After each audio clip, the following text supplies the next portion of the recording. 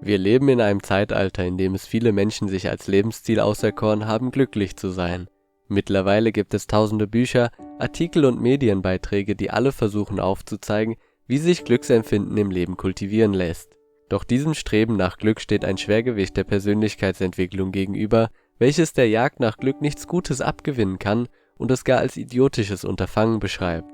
Die Rede ist vom kanadischen Psychologen, Buchautor und Psychotherapeuten Dr. Jordan Peterson. Er sagt: Menschen sind dafür geschaffen, eine ganze Bandbreite an emotionalen und motivationalen Zuständen zu erleben, und der Grund dafür ist, dass die Umwelt, welche die Menschen besiedeln, so komplex ist, dass unsere Adaption von vielen fein abgestimmten Antworten abhängt. Eine gesunde und gut adaptierte Person besitzt all diese fein differenzierten Antworten, die nicht auf eine Ebene wie glücklich sein versus unglücklich sein reduziert werden können. Glück als den zentralen Aspekt unserer Existenz auszumachen, trivialisiere die Komplexität unseres Lebens. Immer dann, wenn er seinen Studenten an der Universität erkläre, dass der Sinn des Lebens nicht darin bestehe, glücklich zu sein, erleichtere das seine Studenten enorm, weil er sage, sie wüssten es sowieso schon, nur habe es ihnen die Gesellschaft immer falsch vorgelebt. Selbst wenn sie es nie in eigene Worte fassen konnten, habe ihr eigenes Leben meist bereits ganz klar aufgezeigt, dass das Leben komplex, schwierig und vor allem tragisch sei. Wenn die öffentliche Meinung immer darauf abziele, dass Menschen möglichst glücklich seien, dann sorge dies dafür, dass viele Menschen sich für ihr Leiden schämen würden, weil sie sich fragen, was denn mit ihnen falsch sei, wenngleich es laut Peterson völlig normal sei, unter seiner Existenz zu leiden. Konstant glücklich zu sein, mache das Leben auch ferner total oberflächlich. Wenn du dich konstant in einem Gefühl von Zufriedenheit und Glück befindest, dann wird es nichts geben, was dich tiefgründig bewegt, so dass du selbst nicht tiefgründig wirst, und ein Leben ohne Tiefgang ist oberflächlich und sinnlos. Das fasst er im folgenden Video noch einmal gut zusammen. What should we be seeking? Well, it shouldn't be our life goal, because there are times in your life when you're not going to be happy, and then what are you going to do? Your goal is demolished, and there are going to be plenty of times in your life when you're not happy. There might be years. And so it's a shallow boat in a very rough ocean. And it's based upon a misconceptualization. Happiness is something that descends upon you. Everyone knows that. You know, it comes upon you suddenly. And then you should be grateful for it, because there's plenty of suffering. And if you happen to be happy, well, wonderful. Enjoy it. Be grateful for it.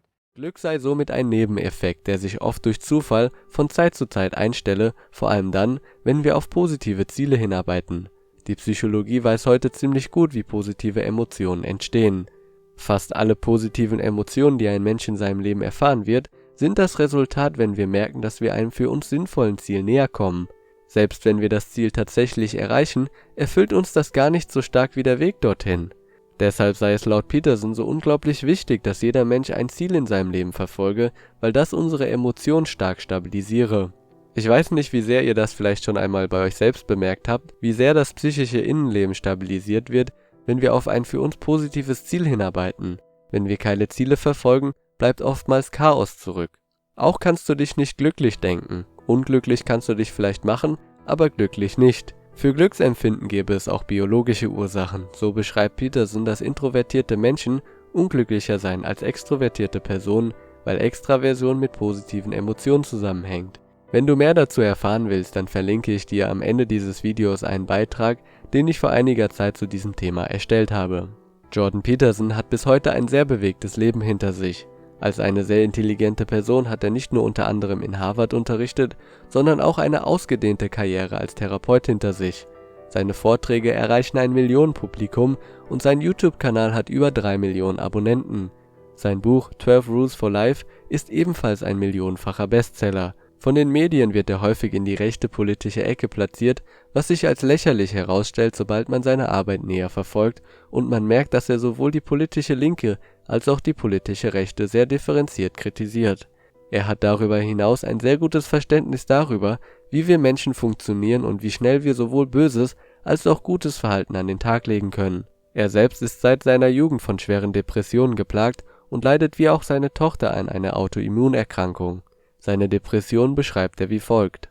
I've had depression since I was 13 probably, and very severe, and I've treated it a variety of ways, some of them quite successfully, but it's been a constant battle, and my father had it, and his father had it, and it's all just rife in my family. And my wife has autoimmune problems in her. When you say depression, define it.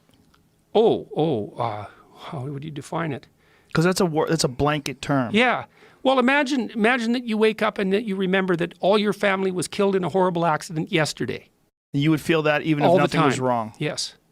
Just It's dread. actually worse than that. Because, Really? well, one of the things Michaela told me was she thought, well, what's it like to be depressed? Well, imagine you have a dog and you really love the dog, and then the dog dies.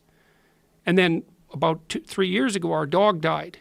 And that was Michaela's dog, and she really liked that dog. And she said, that was bad, but it's nowhere near as bad as being depressed. And I asked her, too, at one point when she was about 15 or 16, I said, look, you've got a choice, kid. Here's the choice. You can either have depression or arthritis. Which one? I'll take the arthritis. Well, that was after she'd lost 2 joints. So it was no joke. It's no joke, man. There isn't anything. No, I wouldn't say that. I wouldn't say there's nothing worse. Because worse is a very deep hole. Right. But it's bad. Vor kurzem wäre er darüber hinaus fast gestorben, nachdem er an einer Medikamentensucht erkrankte, die er sich einfing, nachdem seine Frau die Diagnose Krebs erhielt und er Medikamente gegen seine Angsterkrankung einnehmen musste.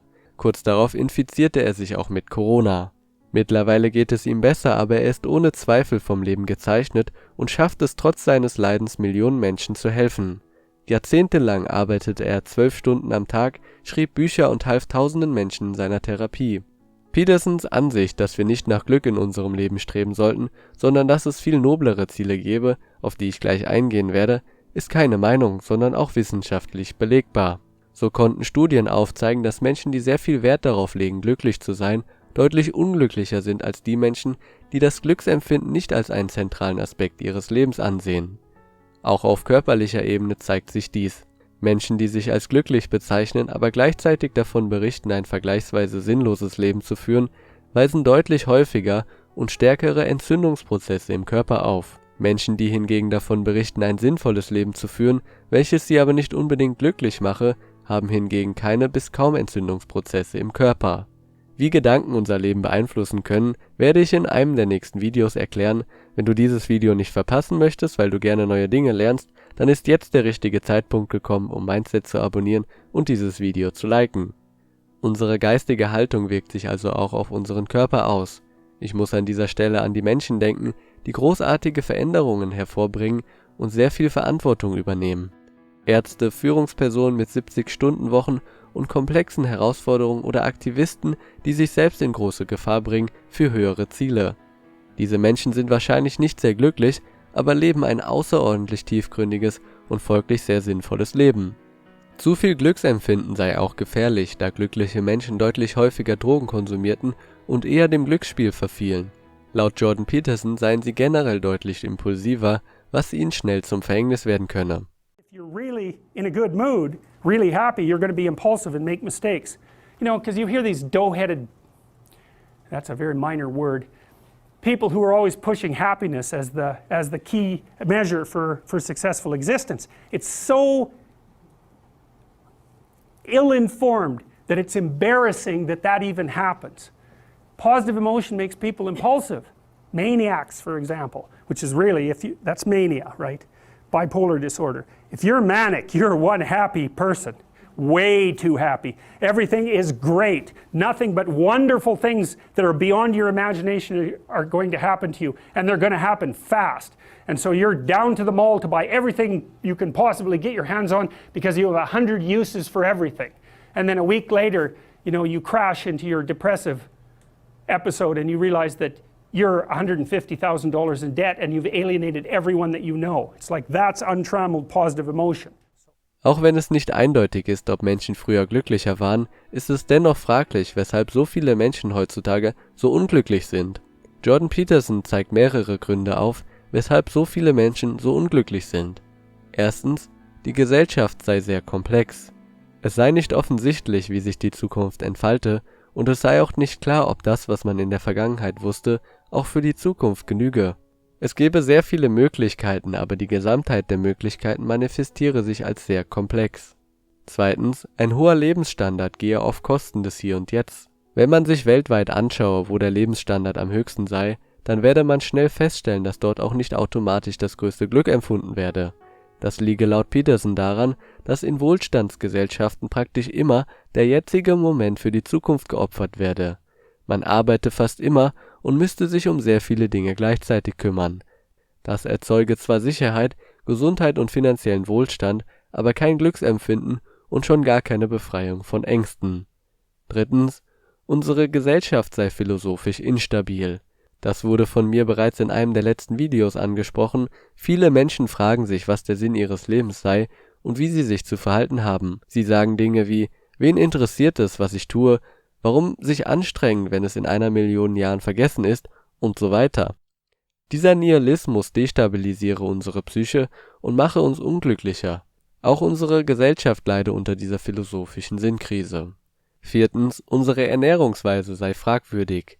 Auch wenn Peterson darauf hinweise, dass er kein Ernährungsexperte sei, hat er die Vermutung, dass unsere Ernährung insgesamt schlecht sei. Zu kohlenhydratreich, zu viel Zucker und zu viele Stoffe, die unsere Darmmikroben aus dem Gleichgewicht brächten. Heute wissen wir, dass die Bakterien in unserem Verdauungssystem auch Einfluss auf unser Wohlbefinden haben. Doch nach was sollen wir streben, wenn Glück nicht das nobelste Ziel ist?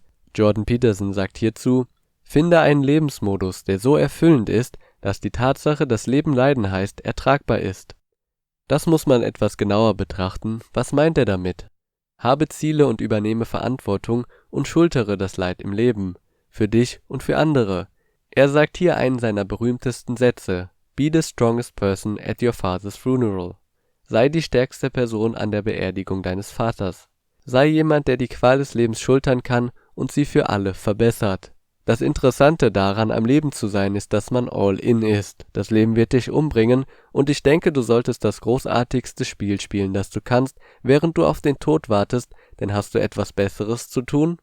Nach Sinn und Verantwortung zu streben sei also eine deutlich stabilere und viel ehrlichere Philosophie als das naive Streben nach Glück. Ich hoffe, das heutige Video hat dir dabei geholfen, besser nachvollziehen zu können, dass es wichtigere Dinge im Leben gibt als Glücksempfinden.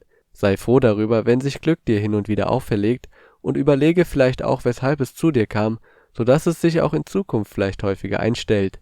Darüber hinaus solltest du aber viel mehr darauf achten, dass dein Leben sinnvoll ist, und das erreichst du durch tiefgründige Ziele und das Übernehmen von Verantwortung. Das zumindest sagt Jordan Peterson. Vielen Dank und bis zum nächsten Video.